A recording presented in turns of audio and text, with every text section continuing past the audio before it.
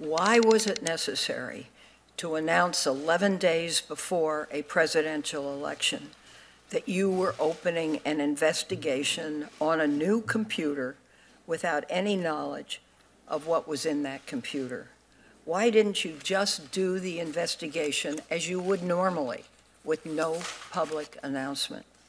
I could see two doors, and they were both actions. One was labeled speak, the other was labeled conceal. Because here's how I thought about it. I'm not trying to talk you into this, but I want you to know my thinking.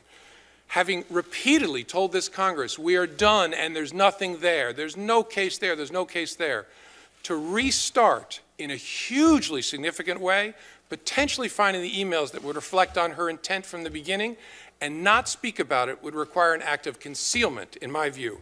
And so I stared at speak and conceal. Speak would be really bad. There's an election in 11 days. Lordy, that would be really bad.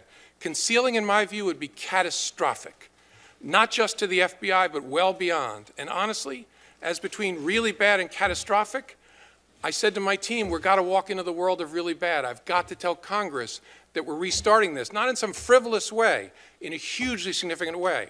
Look, this was terrible. It makes me mildly nauseous to think that we might have had some impact on the election, but honestly, it wouldn't change the decision. Everybody who disagrees with me has to come back to October 28th with me and stare at this and tell me what you would do.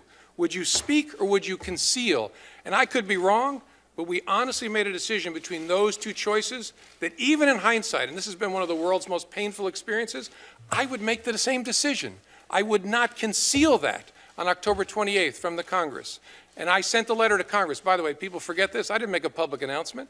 I sent a private letter to the chairs and the rankings of the oversight committees. I know it's a distinction without a difference in the world of leaks, but it was very important that I tell them instead of concealing. And reasonable people can disagree, but that's the reason I made that choice.